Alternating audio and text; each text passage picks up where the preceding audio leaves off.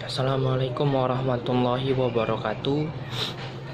Saya Muhammad Nurwafi dari Sistem Informasi 4 semester 5. Saya akan menjelaskan tentang siklus kedua pada CFAA atau Circular Flow Economy Activity.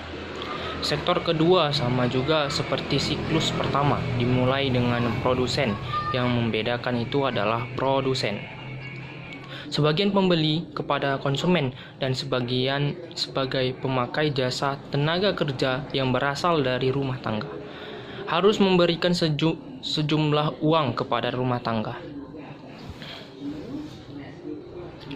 Artinya, perusahaan akan memberikan balasan jasa berupa biaya kepada faktor produksi berupa dana, pembelian, upah atau gaji.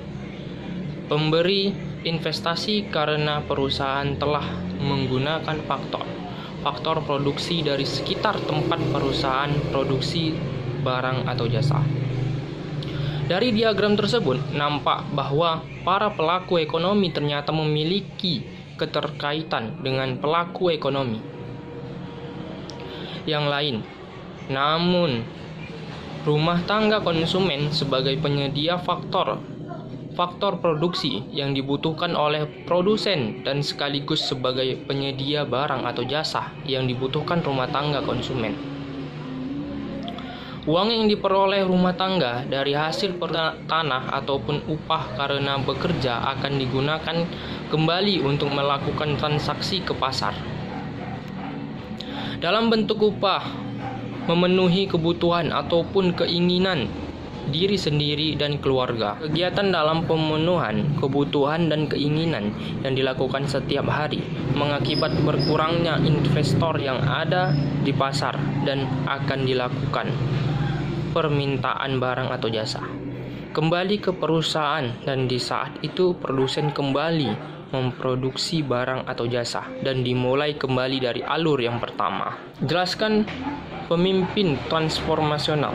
Pemimpin yang mampu membuat perubahan atau membuat motivasi dengan cara pendekatan individu atau secara perorangan. Ia mampu mendekati masalah-masalah orang lain.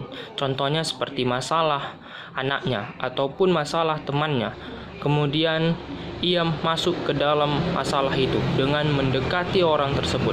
Jenis kepemimpinan ini sangatlah jarang ditemukan karena ini adalah urusan atau masalah pribadi.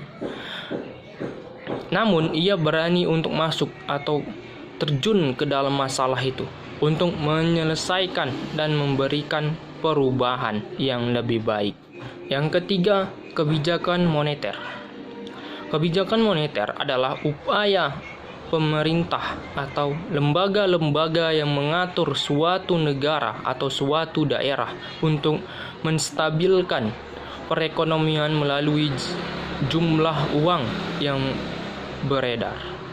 Mungkin ini saja yang bisa saya sampaikan, lebih kurangnya saya mohon maaf. Assalamualaikum warahmatullahi wabarakatuh.